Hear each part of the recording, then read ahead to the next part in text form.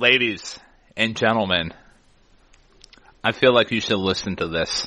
Listen to this.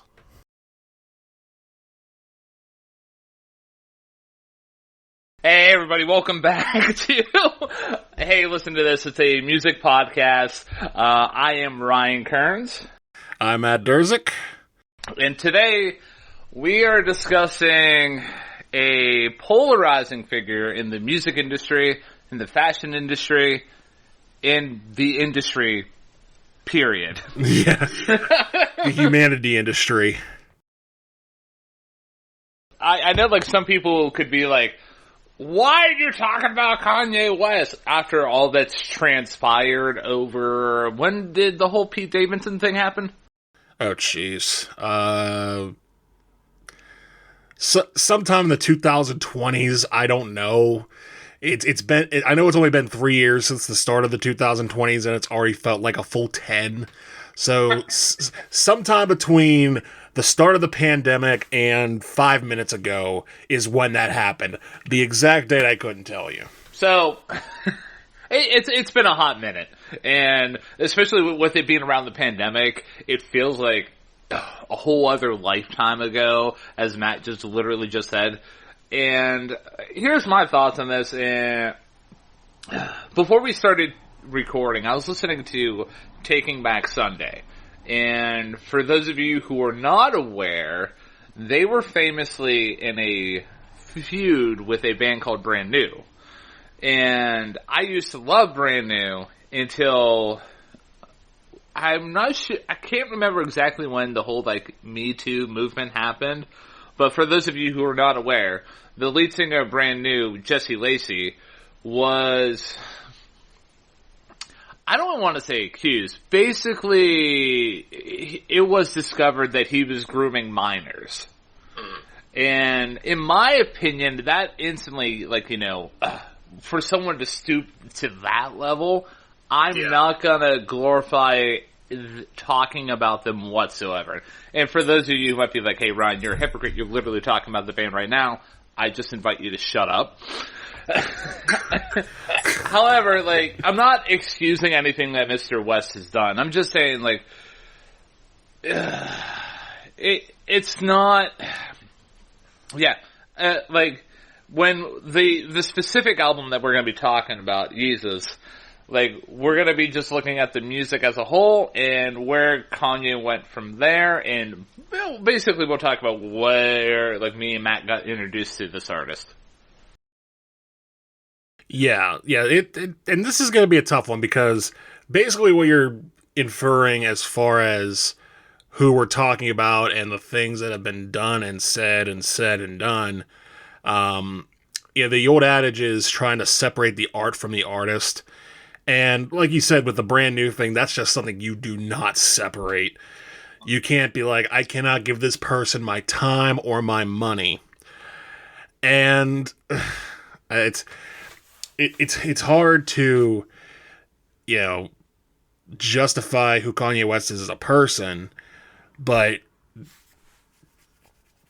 no, I mean, that's pretty much it. It's hard to... I feel like you and I can do a decent deep dive into what I would consider like the pivotal moment in his career where he went from the old school transitioning into, like, you know, Graduation and My Beautiful Dark Twisted Fantasy into, like, where he is now. Yeah, I think we can possibly do that. But I think this album in particular, Yeezus, is very much a part of that transition. It may be the most transitional album in Kanye West's discography. So, I don't know. I mean, before that, obviously, he was... I mean, Kanye West has never not been polarizing. Let's get that out of the way to start with. The dude... before this album even came out, what did he do? Released the College Dropout with Jesus Walks, one of the best rap songs of all time. After that, he comes out with Late Registration, gets his first #1 by sampling Ray Charles, but it wasn't Ray Charles, it was actually Jamie Foxx.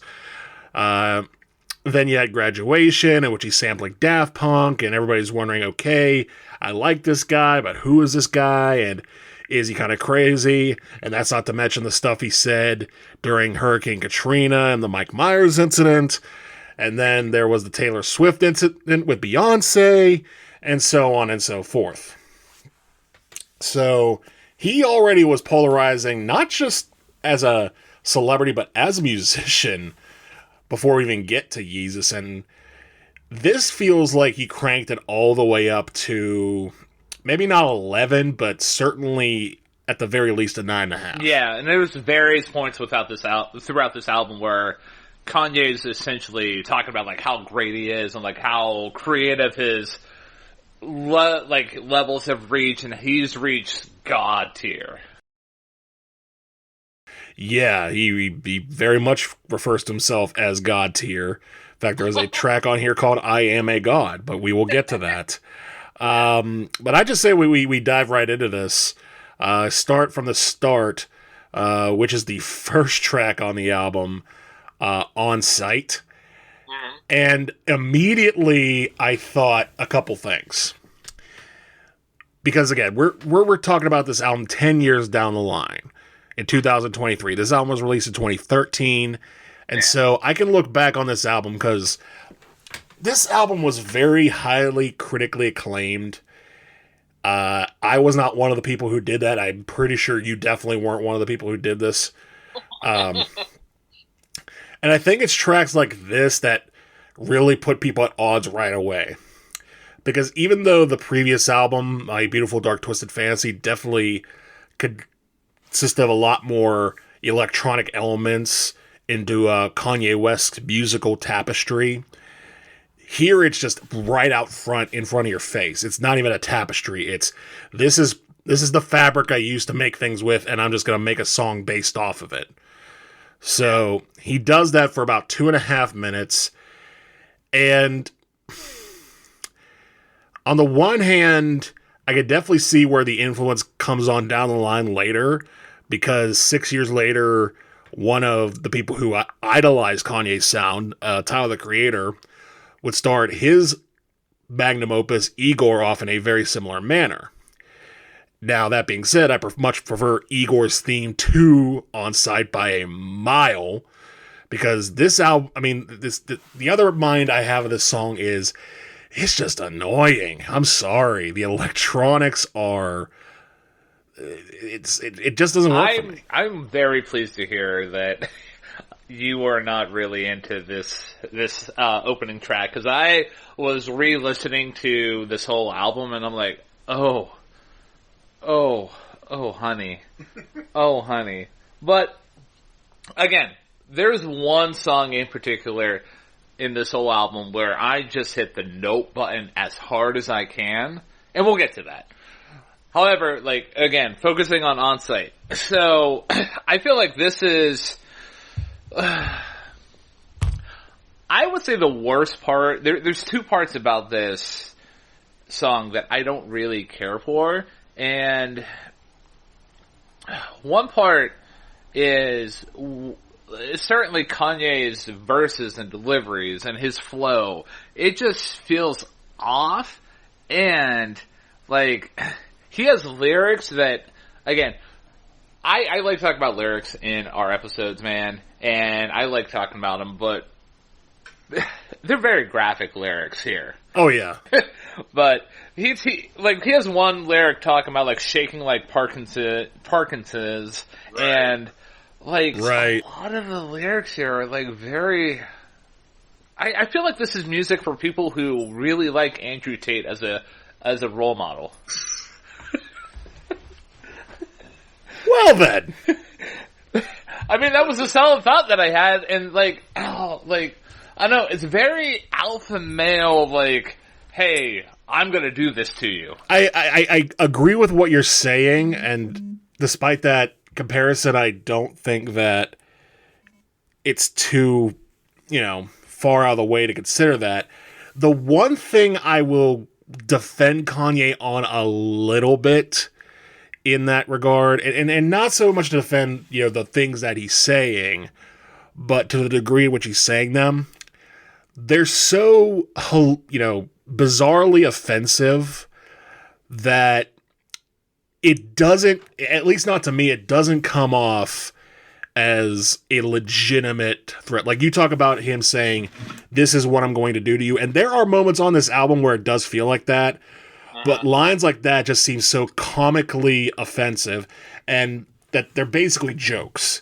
And at that point, it isn't a matter of, whether you really think he means what he's saying. It's a matter of, are you entertained or just bored and offended? Yeah.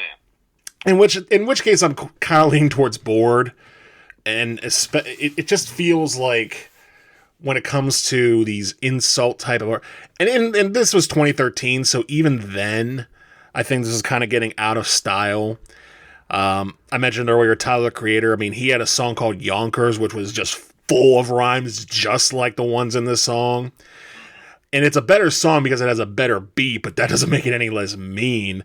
And he has come to disavow that. And I think in a sense Kanye has too, but at the same time, this one again, just the lyrics and the beat just don't really add up to much except for a very shocking thing. And I'll explain one other defense later on down the line when we go over the album as a whole. But for now, I'm just going to say this track kind of sucks. I will say two more things about this track here.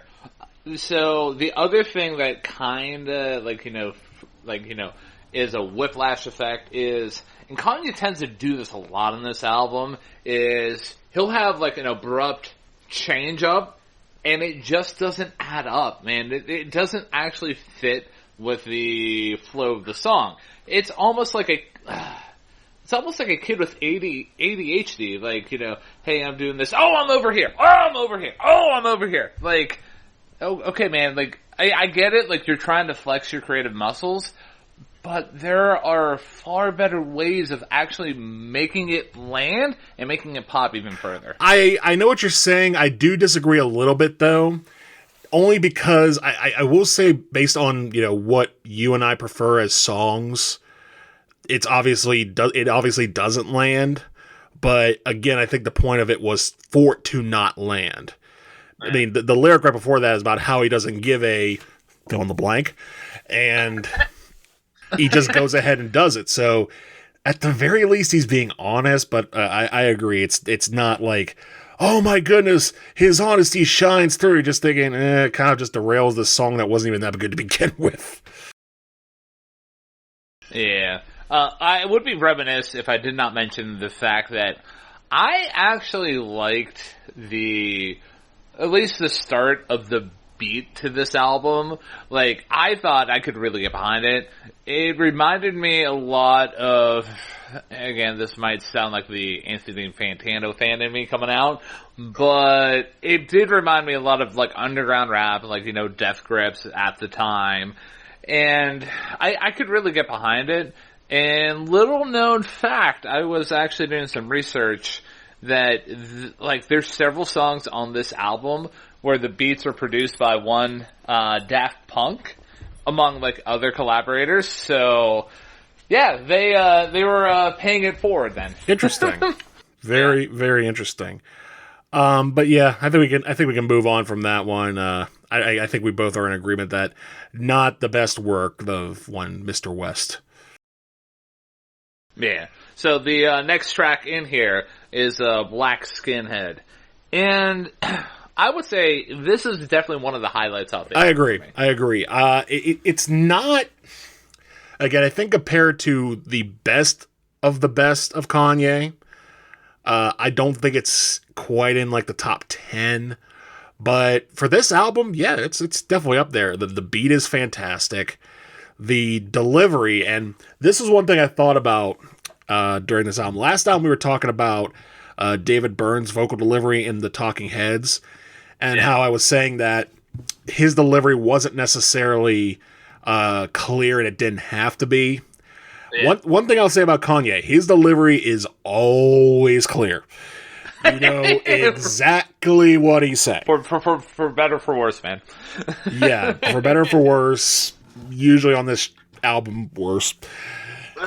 So, That being said, the one thing about this track, I mean, again, I like the beat. I like Kanye's vocal delivery.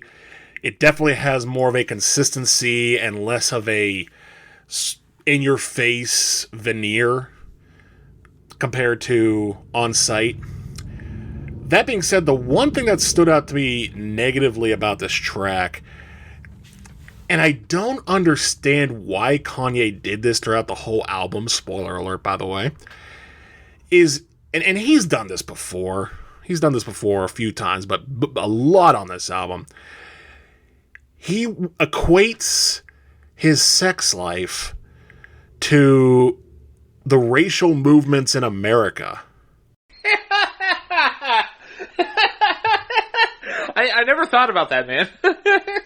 He does it like through. There's no fewer than I think 3 tracks on this album where he does it, and this is one of them. And again, it's the things he says are so outlandish and outrageous that you can only take them, in my mind, as, again, jokes. But at the same time, when you talk about stuff like civil rights, particularly, you have to have some level of seriousness to it. And it just feels like that's not in Kanye. Because you mentioned having ADHD. Lyrically, this album is ADHD. One second he'll be talking about, civil rights. The next time we talk about sex. And then he talks about how great he is. And then he just bounces in between the 3 subjects until the album's over. And I hate to say it, isn't that Kanye West? Like, who he is as a person? That's exactly who he is. So, oh, man. So, I will say, another beat produced by Daft Punk here, like, for, I would say at least half the album, up until, I'm not even exactly sure, but like, at least half the album is produced by Daft Punk. Like, I know we've been talking about Kanye West and his lyrics as a whole, but it cannot be overstated on like how awesome that driving beat is, and it's essentially this album's power. Like, yeah. It's like, hey, here's a driving song. Here's a song that, can really just get you pumped up and ready to go. And it knows what it does. Kanye is much more on point here in terms of, like, at least somewhat focused compared to the last track. It doesn't feel like he's just out of pocket and, like, just doing his own thing. And I don't know. Like, compared to the last one, it's a typical Kanye West good song, in my opinion.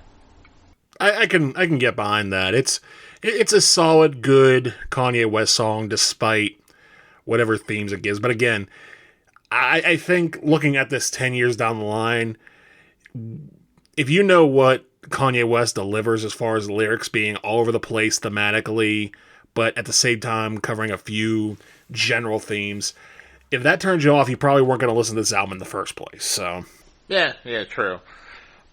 I'm still amazed that, like, it seems like you're a lot more negative on this album than I am at this point. Well, we'll get there. It's going to get better. It's going to get better. Oh, wait until, like, you probably know which song I'm going to be talking about that I absolutely hate. I don't know what you're possibly talking about. So, are we ready? Well, I would say the only other thing that I can mention about Black Skinhead as a whole, wrapping it up, is that outro where, like, that drum beat is still going, but it's almost like, it almost sounds like a drum machine where it's just driving the song out, and you hear Kanye being like, God, God, God, God. And at least the progression of the album from On Sight, him being like, hey, like, I'm back, I don't give a Andrew Tate, and, like, this is who I am in terms of, like, what I'm capable of. And then you get to Black Skinhead, and this is basically him being like, here's my creativity, and there's nothing you can do to stop me. And again, maybe in context of like 2013, I can understand how this album could be like stupidly creative. I'm not going to bother to try to pull up different albums that came out in 2013 and try to see like if they're going to be a lot more creative. I know I mentioned Death Grips, and that's an easy comparison, but the mainstream audience did not know about Death Grips at this time. So, yeah, we go from all that to Kanye West landing at the proclamation that he is a god. Yes, the proclamation that he is a god. And this also brings on a topic that was talked about in the first couple songs, but really becomes a major theme here, which is religion. And again, you hit it right on the head with ADHD. Like, yeah, it's about religion, but is it really? Because he talks, again, it's just the same themes again. Talking about religion, then he talks about sex, then he talks about how great he is, I don't know if he talks about race on this song or not, I forget. Honestly, this track, I don't think I hated it, but I don't think it really stood out to me either. Yeah. There were a couple lines here that kind of did stand out to me, and it was mainly Kanye West kind of referring to stuff that happened, like giving a shout out to his previous, for lack of a better term, previous versions of himself. Like, there's a line where he talks about, I just talked to Jesus. He said, "What's up, Yeezus?" And for those of you who can't put one and one together, Kanye West's most famous song back in the day was Jesus Walks. So that's a clever, wink, wink, nudge, nudge. And then there's another lyric, him talking about pink polos and backpacks. And that's a wink, wink, nudge, nudge to his graduation days. And I would say up until this point, another Daft Punk beats produced track. And as a song overall, other than towards the middle where you get some of those weird screamy vocals, I would say this is a decent song. It exists. Yeah. This is a song. Yeah. So I feel like we're flying through this album because there's not much for us to dig into, and we're both Well, again, I think that starts to change with the next track, which is New Slaves. Okay. Which at the very least changes things a little bit. It definitely becomes a little more focused on what Kanye's talking about a little bit, not too much though. There's still a little bit of garble as far as what he's talking about. But basically the theme of the song is, I'm trying to advance myself and all you other guys are doing the same old stuff. That's why you're back there and I'm up here. And I'm trying to be my own system. You're part of the system. And I again, the level of ickiness aside, the lyric about being a swallower and not want to be that is a legitimately great lyric. Yeah.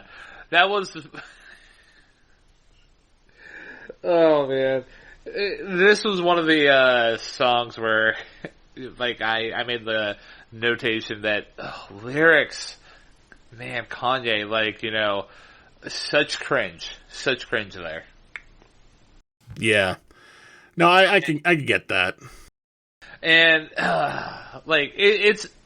it's interesting that you said, hey, this is, the first song off the album where it really tries to focus in on what Kanye says. Because this is the first beat that is not produced by one Daft Punk. It's actually produced by, one, Swizz Beatz, but not featuring Drake. Yeah. So, Now, what did you think about the? Now, let's see. What did you think about the strange fruit sample in this song? In this song? Yeah. Oh, no, that's in Blood on the Leaves. Wow. All these songs are kind of blending together after a while. Yeah, well, you're not wrong. But I would say the worst part about New Slaves for me is Kanye West as a whole. Like, his rapping is out of pocket, and the lyrics are pretty bad. And this, not that I'm gonna have morbid curiosity, but this made me think, have I always, tolerated Kanye's flow? Well, it's funny you mention that particularly, because I want to... I was kind of saving this, but I'll go ahead and pull it out now, or at least as part of my analysis. Because you were talking about albums around this time and whether this came off as creative or not. As far as the use of electronics and the thing about this, because I said that, Kanye's very articulate with his phrasing, for better or worse. And I will say that is a step above more of the mumble rappers that came after the fact, because I'd rather know that you're saying something that's incredibly out of line than have absolutely no idea what you're saying. And, David Byrne got in that right little sweet spot where it was intelligible enough to be able to figure it out, but not so much that you had to listen to it and, were lost without it. You didn't have to deep dive into his lyrics if you enjoyed the flow of the song. Whereas Kanye, that pretty much, he pronounces what he says anyway. But more importantly, in 2012, another rapper came out with an album that inspired a lot of people, and inspired you, I would want to say, to call him the greatest rapper ever. And that was one Kendrick Lamar with Good Kid, Mad City. And did you want to say something as far as... So, that touched me in the feels there, because it's one thing to be creative with, your beats and everything like that, and your production, and that's Kanye's bread and butter. That's what made him who he is today. That's how he got, his first rap deal. Let's be honest with that. However, one thing that immediately drew me to Good Kid, Mad City, and proclaiming that Kendrick Lamar is the best rapper, and I would still make a very heavy argument that he is still the best rapper to date, was the fact that Good Kid, Mad City took an album and made it a film about growing up in Compton and going through different emotions and what it feels like to grow up in that area. And there was different elements where Kendrick would rap in different kind of tones, where one track he would be very introspective, and then in the very next track he would be very braggadocious, because that's how you want to be with your friends. In comparison, Yeezus kind of falls short in when it comes to being creative. I don't know if I agree with that, and I'll explain why. Okay.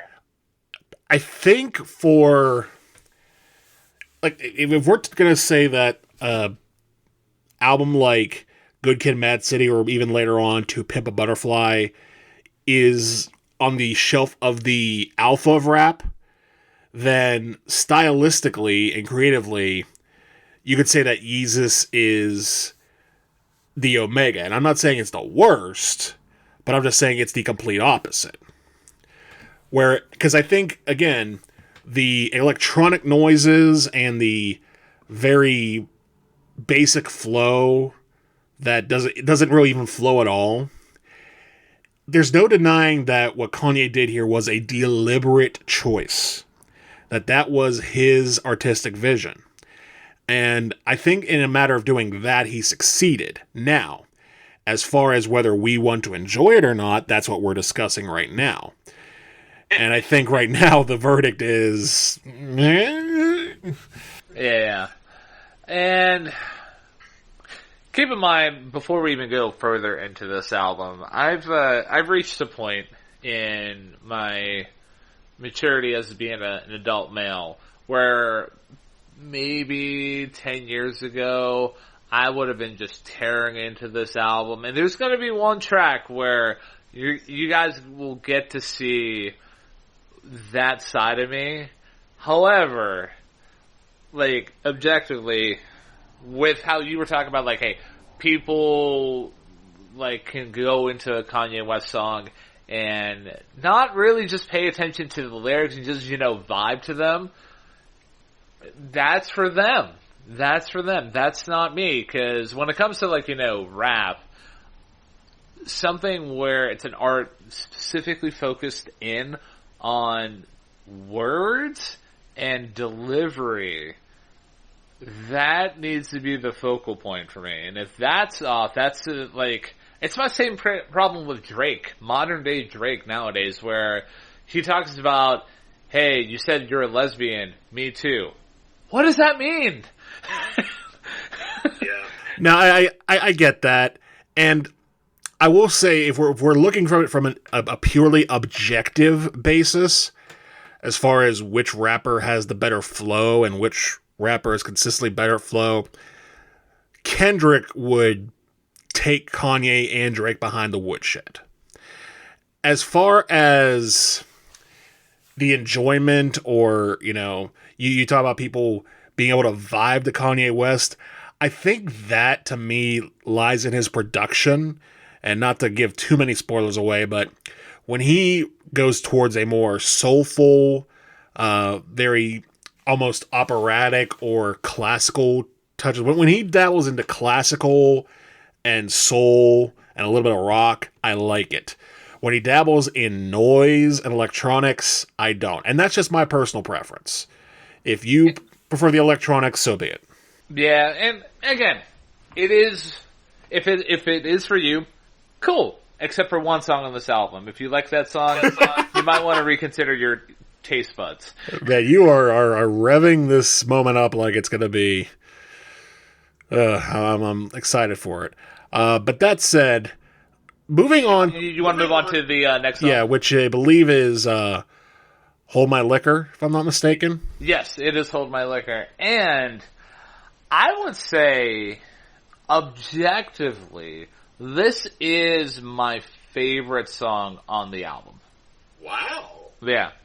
Like, again, the beat that introduces the song is not intense, and it's not trying to drive that alpha male persona, and not trying to be loud and abrasive. And it's an excellent way to start the song off. And, the first person that we hear in this song is actually Justin Vernon from one Bon Iver fame, frequent collaborator with Mr. West. And then there's a feature with Chief Keef, and Keef is kind of like, it's basically like what you hope for Jeff Carter on the power play for the Pittsburgh Penguins is going to be like. In that, at worst case scenario, it's a net neutral. Nothing happens. So, first of all, I'm surprised that you made the first hockey analogy. I thought I was going to do that. But secondly, I can't say this is my favorite song on the album. You could make an argument, though, that it's the best song on the album, and I'll explain myself here. So I do like, too, that it doesn't go into full machismo, or machismo, however you pronounce it, like some of the other tracks have done. And furthermore, we talk about Kanye bragging that he's the best. You got to go back an album to My Beautiful Dark Twisted Fantasy, where his critical magnum opus and one of the more popular songs he's ever released, Runaway, was pretty much Kanye at his most Kanye-ist. Because there he was... Kanye West at his best mixed that bragging, that braggadocio, with the self-awareness that, oh yeah, I still suck, so be it. He didn't really do that on any track up until this one. And this one very much reminded me of a couple songs. In a sense, it reminded me of Kendrick Lamar's Swimming Pools, which is a better song because it does sort of have that same theme of dealing with alcoholism. But I think more so, and this is why I think this song might be the best on the album, though not my favorite, is that this song in particular skews towards a theme that Kanye dealt with in the back half of My Beautiful Dark Twisted Fantasy. Talking about, how he's the best at being the worst, how he's living this dark lifestyle. The song Hell of a Life immediately came to mind. And also Lost in the World. Just a very sort of confused metaphor about how he's not sure where he is or who he is or what he is. And this seems like whatever he's talking about in those songs, that's this song in music form.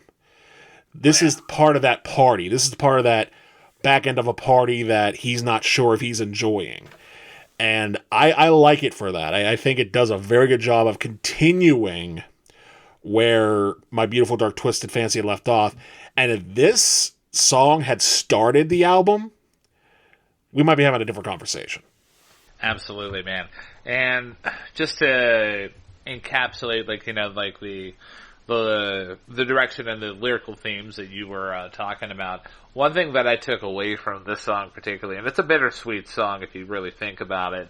So throughout this whole episode so far, we've talked about there was an old Kanye, and then I would say probably around graduation time with songs like Can't Tell Me Nothing, you start to see those fractures of where Kanye West is starting to go in terms of hey, just again, getting lost in the world, getting consumed by just his pleasures, for lack of a better term, his thinking hey, I can say whatever I want, and no one's gonna say anything because I'm Mr. Kanye West.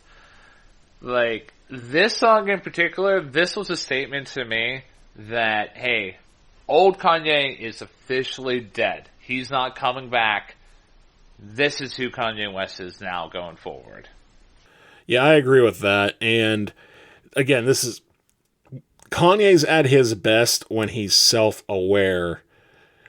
And this track was very much a part of it, which is why I am sad to say that the next track on the album goes right back to a strong lack of self-awareness. Now, before you say a single word, Ryan, I want to preface this with some factual history, if you don't mind. So, for those of you who don't know or have no clue or haven't listened to any other episodes, myself and Ryan used to host a show similar to this back at Geneva College called Music Talk 101. And at the end of every calendar year, we did a list of our favorite and least favorite tracks of the year. If I'm not mistaken, you had this next track on Yeezus, I want to say as your fifth worst. It was definitely in the top 10. So, I think it might have been the Mac Miller song that was number one, and I would probably have to revisit that after tainting my ears with this song recently.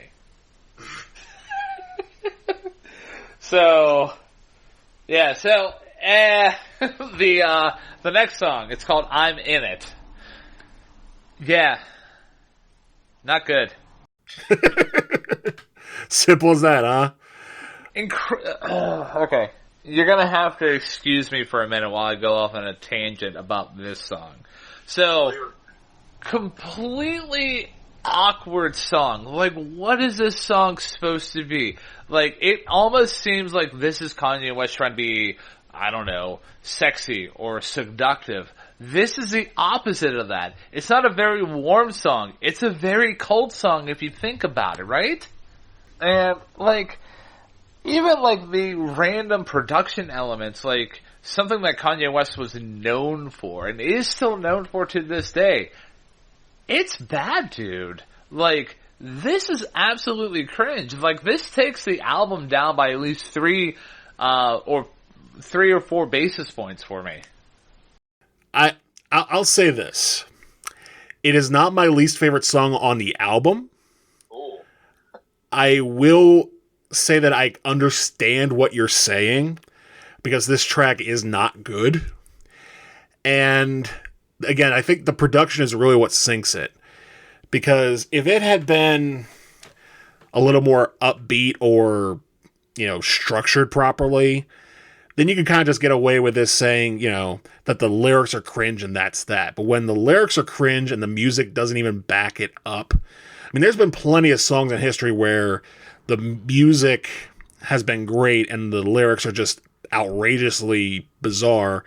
I recommend anybody look up the song Timothy by the Buoys if you want a great example of that. Yeah. But yeah, what's the one and only fascinating part about this song I'll bring out is that we were talking in, I want to say both I Am a God and definitely Black Skinhead, and I think New Slaves too probably, where Kanye would talk about racism and issues in America and somehow ADHD himself over back to sex. He does that in reverse here, where he's mainly talking about sex and then he backtracks to comparing it to race. And I thought that was fascinating, but that's literally it.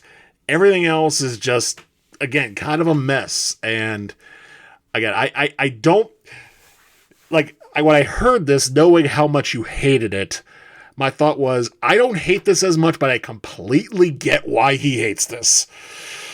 And the other aspect that I got to talk about, like when it comes to the production, is the weird moany samples. Like, yeah, what is that for, dude? Like, this does nothing to add to the track. Like, I give you credit for noticing the lyrical direction in terms of like how Kanye starts talking about race and then goes into sex. I didn't notice that at all. My brain was short-circuiting due to like just how awful this song is. Yeah, I think your thoughts about this song are kind of what I had about On Sight, where I don't care what you're saying, this music's awful, change it. Yeah. Man. It's still, if I can take a step back, because it just baffles me on how Kanye West can go from, do you know when we talk about like probably objectively Kanye's best album, which is My Beautiful Dark Twisted Fantasy, do you know the song before Runaway in that album? Oh, Devil in a New Dress is one of my favorites. Yeah. And do you know the transition between that song and Runaway? Do you know like what links them together? Yeah. I mean, I know the end of that song is Rick Ross, and the beat just... are you talking about that piano chord that starts Runaway? Yeah, exactly. Okay, yeah, I know what you're talking about. Yeah, so for those of you who are like, Ryan, what are you talking about?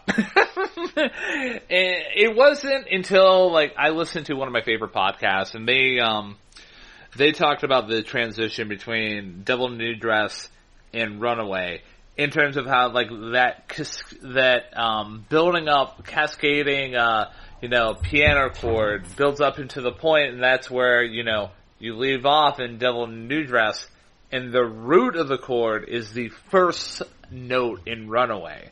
Like, I'll give Kanye West credit in that point. That is easily probably top 5, if maybe not top 3 musical moments that just absolutely blew my brain. Yeah, and you wish that he could have done that a little bit more on this album. Yeah. But he just made a statement of... let me throw something out to you here. Again, not to completely reference Anthony Fantano here, but I remember him referring to the Tyler, the Creator album, Call Me If You Get Lost, as a victory lap album following Igor. Would you say that this is the victory lap for Kanye West compared to My Beautiful Dark Twisted Fantasy? I can get behind that statement, man. Like, it definitely seems like him basically saying, like, hey, yeah, I've reached a creative peak, nobody can stop me, and that creative peak was reached in his previous album. Yeah. So, yeah, I can get behind that. So, yeah, let's leave I'm In It behind before Ryan bursts a blood vessel and move on to the next track, which is one of the more interesting ones on the record for many different reasons. And I would say, objectively, probably another top song for me. So that song is Blood on the Leaves, and this is actually the song that has that Strange Fruit sample on it. Yeah, the Strange Fruit sample. And I'm trying to think. I know the original was by Billie Holiday. I forget which version Kanye used on it. It wasn't that version. I want to say it was like either Nina Simone or Sophie Turner or something like that. Yeah, it might have been. I think it was Nina Simone, if I can remember when I was doing my research on Genius on this album. So for that, we'll get, like, are you looking it up right now? I am. So while you're doing that, I will just talk about my thoughts on this song here. So the Strange Fruit sample is great, man.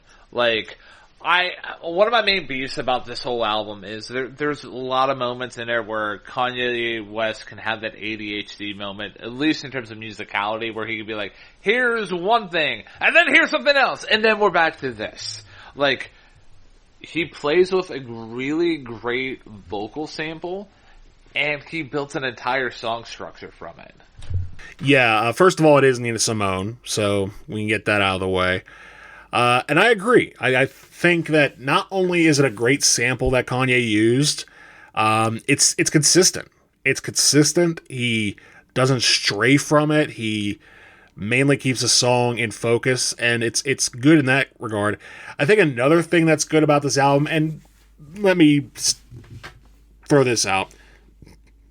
I don't say this to be a prude or say that, oh, he's much better when he's talking about love instead of fornication. No, that's all hogwash. But I will say this, that hearing him talk about love in a bit more of a mature manner on this track, especially considering what he was just talking about, does come off as refreshing. It definitely feels a bit more introspective. It sounds like he's telling more of a story in this song. His flow is a little better. It's still relatively clunky, but it's very much more pronounced and flowing than it has been on most of the other tracks on this album. My only complaint, ironically enough, is with the sample, which is the sharpness of it at the beginning, the please, how it just sort of stings you. But when he plays out the entirety of that later, that lyric in the sample, it makes more sense. So I will say it gets better as the song goes along. But just sonically, it was just like, but I was able to get past that and appreciate the song. Another amazing part about this song, and this gives way into, like, at least my thinking and your thinking as well, in terms of how he has ADHD. That epic brass drop, in terms of, like, how those trombones come in during, like, certain parts of the song, that works so well for the song, dude. Yeah. Yeah, I agree. Yeah, I mean, it's just I would probably say it's right up there. Just from a basic standpoint, it's probably one of the better songs on the album, if not the best song on the album, and definitely one that deserves any type of good recognition it deserves. And the next track, I would say, is maybe just a slight half step down from that category. I feel like the worst part about the next track, which is Guilt Trip, is it's kind of a filler song, to be honest with you. Like, it doesn't stand out. There's nothing notable about it. It's not offensive. Not giving any credit to I'm in it. However, it's just kind of there, to be honest with you. I'm going to disagree with you on that because I know what you're saying, though. I will say the worst part of this song is Kanye himself. Because lyrically, it just doesn't really do anything. Like, I think by this point, the whole braggadocio, rhyming as opposed to flow, kind of... It's not even offensive at this point, just kind of boring. But what I will say is, I really, really like the backing track on this. I really do. Sort of a mix of that. It has that dramatic piano and these little swaths of synth that seem like they were lifted from Sonic the Hedgehog for some reason. Yeah. For some reason that I liked that, and I thought, if it was just an instrumental track, I would really dig it. But again, the lyrics at the top and even the vocal guest spot later on the track didn't really do a whole lot for me. But again, I think based on the instrumental alone, I'd be like, yeah, no, I would probably put this in like the top half of the album for sure. Would it change your opinion about this song if I told you that this was supposed to be on the Watch the Throne album? I don't think it would change my opinion, but that is fascinating because this does not sound like it should be on that album.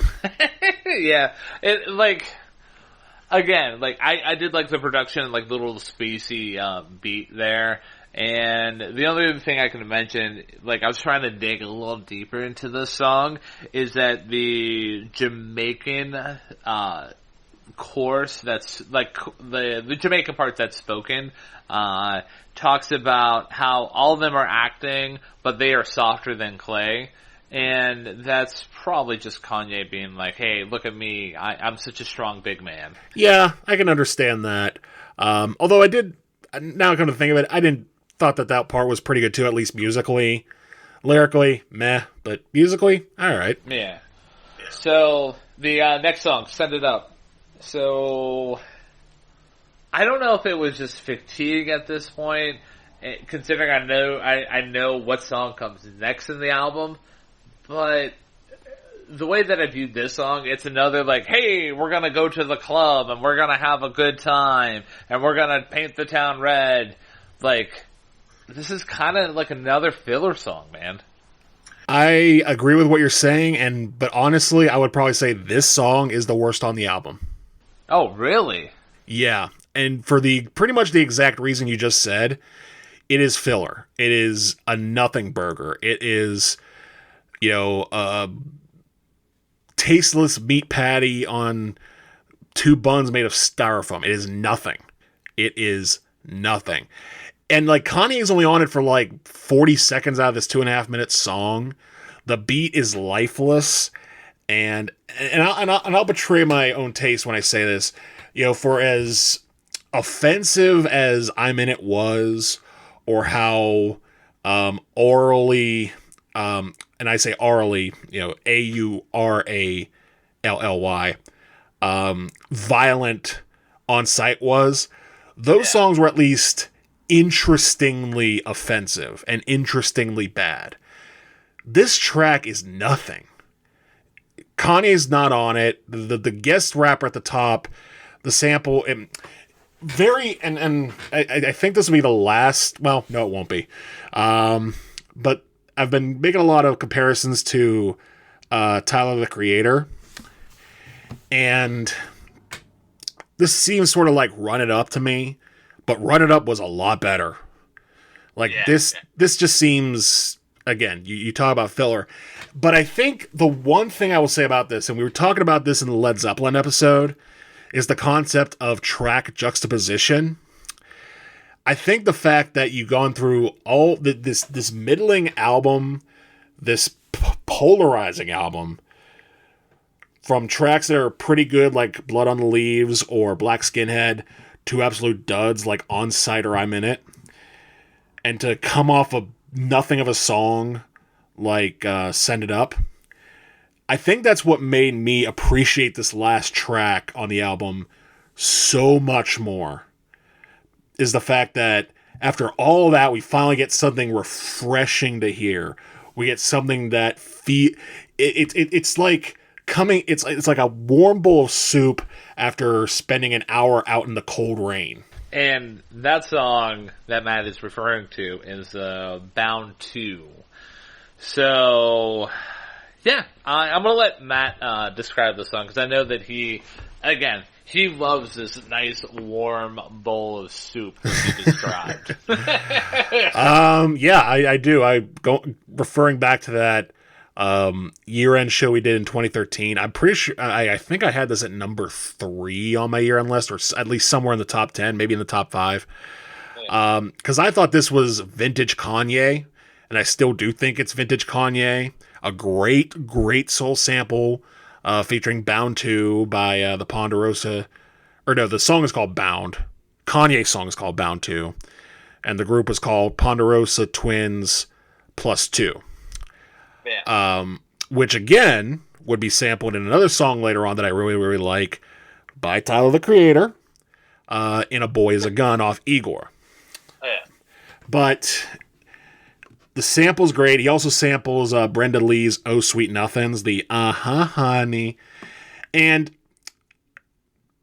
the one great thing about this song, especially compared to the rest of the album, is that it definitely showcases the blend that Kanye's trying to go for, the soul mixed with the electronic, because the verses I get, would you call it a chorus, where Charlie Wilson and company come in and say, I know somebody, that part. I don't know if you call that I would call it definitely like the song's chorus. However, I would say like that Charlie Wilson part and the rest of the song, that it did not land as hard for me as it probably landed for you. It didn't. I'll say it's not my favorite part of the song, but I think it adds context properly. Yeah. Which is that it mixes the two styles that Kanye is known for, the one he's going for now and the one he, basically made a name of himself off of, trying to come together. And production-wise, the flow does not miss a beat at all. Like it's not like super smooth, but it keeps going. It keeps following that beat, that tempo. And again, considering what we just heard from 9 other tracks, it's pleasing to the ears. It's a great sample. Lyrically, I have no idea what he's talking about. I don't even think Kanye knows what he's talking about in this song here. I don't think so either. But I will say this feels like a victory lap that pushes closer to victory than lap. Yeah. One, I remember when I was listening to this, like there was one lyric that I just had to pause and like, is that what he really just said? And it's nothing like, vulgar, but the lyric goes, I'm tired, you tired, Jesus wept. And I'm like, what? Again, to go back to what we were talking about at the top with him being just so outrageous with his words, I think this is also the best example of him just not caring about what he's saying.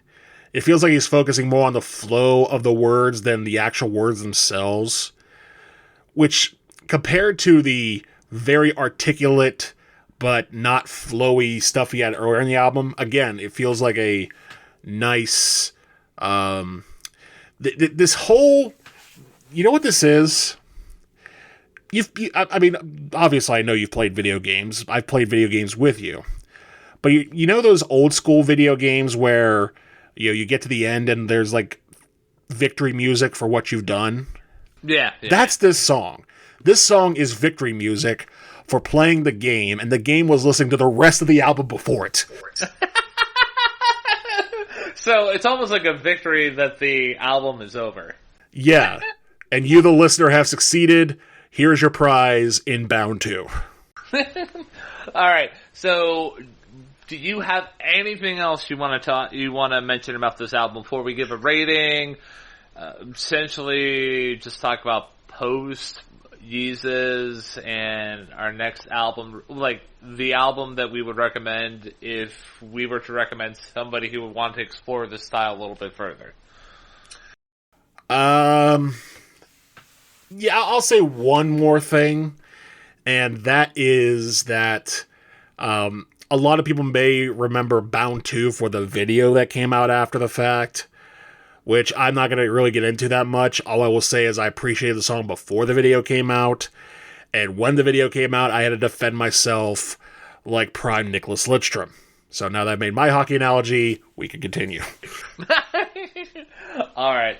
So I really have nothing else to say about this album other than, before I give my rating, I know he came out with The Life of Pablo and like a couple other albums afterward, and he had that little stint where he produced like a whole bunch of albums, and he came out with like Kids See Ghost, which was a collaboration with Kid Cudi that I haven't listened to probably since it came out, to be honest with you. But I feel like Yeezus was like his last like major statement. I know like he went through a beef recently with Drake where it was Donda versus Certified Lover Boy, but both of those albums have kind of like went kaput in like the modern day hip hop like landscape.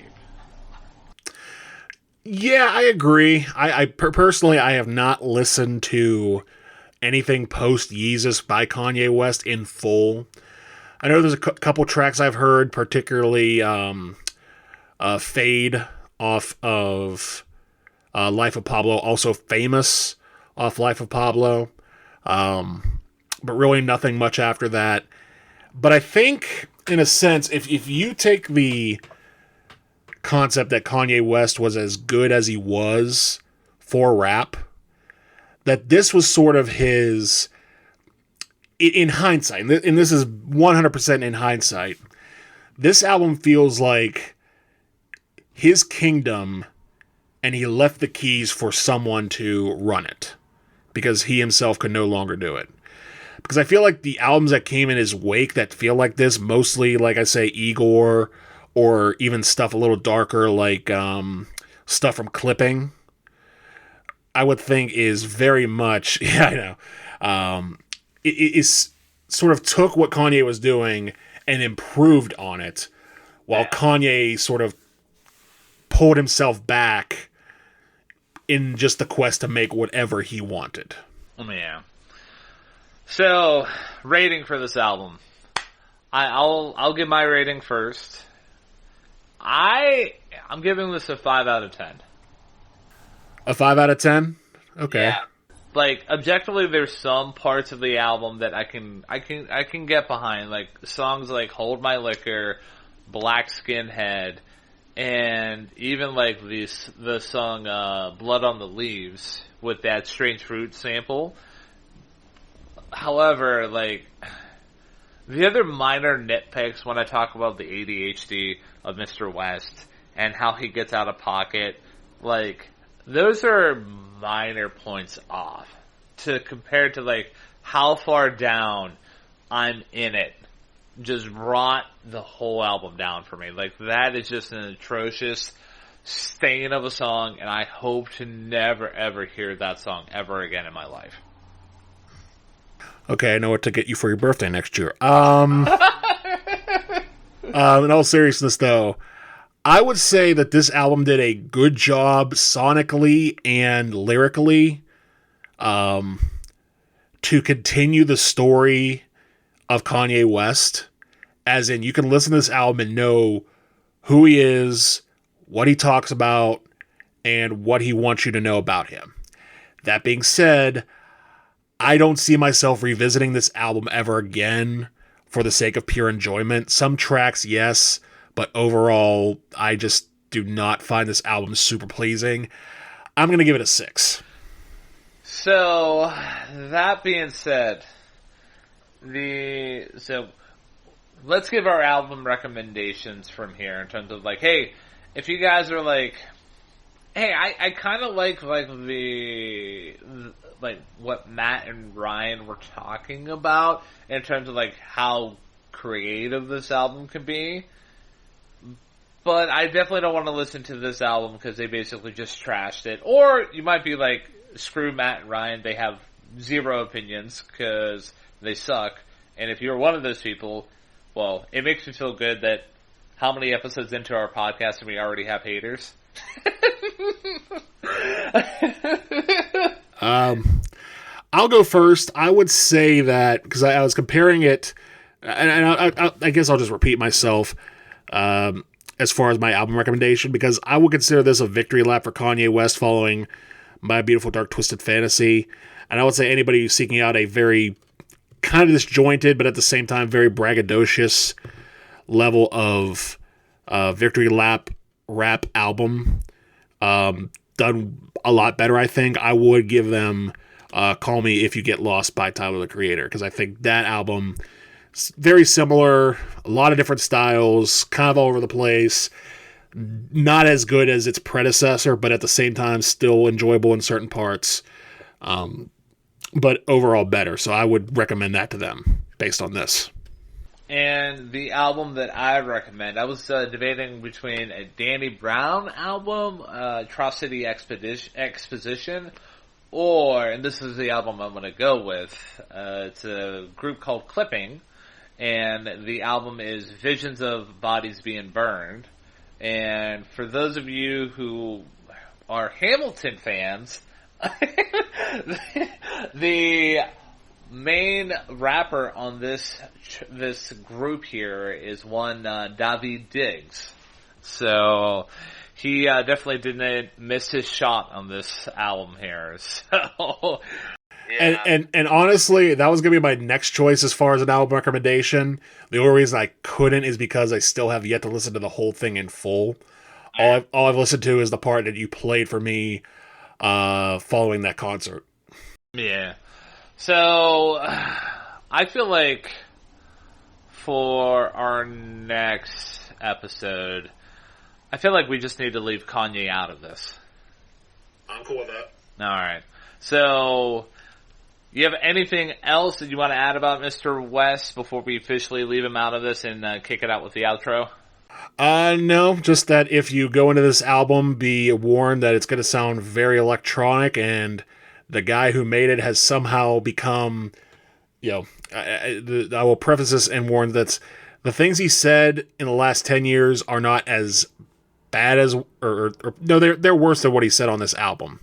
So, but know that it's kind of the same vibe of, so. Yeah. There's your warning. So, that being said, thank you for listening to this episode of Hey, Listen to This. I know it's a controversial episode, but I feel like Matt and I did a good job of not giving Kanye West a decent platform. We did a good representation of who he is as a person. However, we basically both kind of agreed this album kind of sucks, and Kanye West kind of sucks as a person. So, that being said, if you did like this episode of Hey, Listen to This, please make sure that you rate this podcast.